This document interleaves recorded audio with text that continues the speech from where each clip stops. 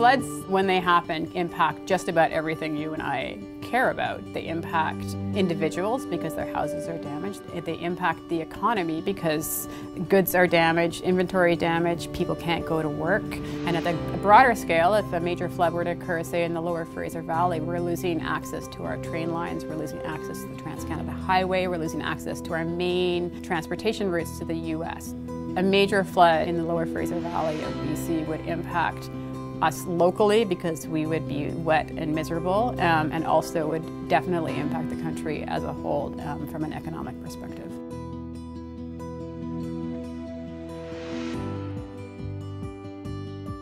We have a whole lot of different types of flood risk in BC. Floodplain maps are probably the most useful tool and the most basic tool that we need in order to manage flooding and to mitigate damages to homeowners and everybody else on the floodplain. In British Columbia, most floodplain maps are at least 20 years old. They're out of date. They don't really reflect the geography anymore or the built environment. A lot of maps were developed in the 70s, 80s, 90s when there was some funding in place and a national program, the Flood Damage Reduction Program, and then the funding stopped. And also in BC, regulations have changed and now the responsibility was devolved to the local level. Unfortunately, most of the local governments have neither the resources nor the skill set to do so. The BC Real Estate Association recognized that it's a really important issue to the realtors and the people who are buying houses because they're buying in floodplains and have come to the table. And I think they've done a really smart thing in that they've chosen to look first at the gaps in the process. We need somebody to coordinate between the federal government, the provincial government, and local governments. And we have good relationships with the provincial government. We actually visited them in the spring of 2014 with this very issue.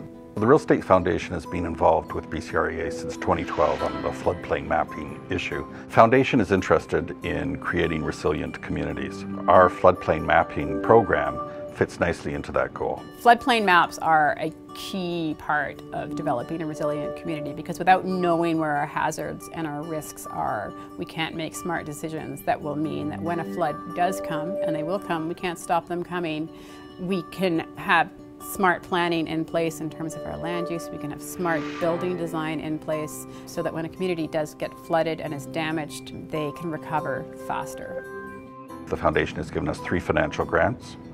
They've assisted us in resourcing the project, and more importantly, they've opened a lot of doors. We've used their credibility in the public to access the government, other stakeholders, and other interested parties. They've been champions alongside BCREA on this issue. We've had one workshop in 2013 for the specific issue of floodplain mapping. They brought these stakeholders together to create some plans, and as a result of the action plan, they've hired a coordinator to assist with the carrying out of the plan. They have produced a guidebook for the local governments. Within the guidebook, there are suggestions on how to obtain funding. The plans moving forward are to continue to lobby the provincial government to take a lead in this role. Everyone you can think of in the community benefits from an up-to-date floodplain map. It allows you to prepare for a flood when it comes.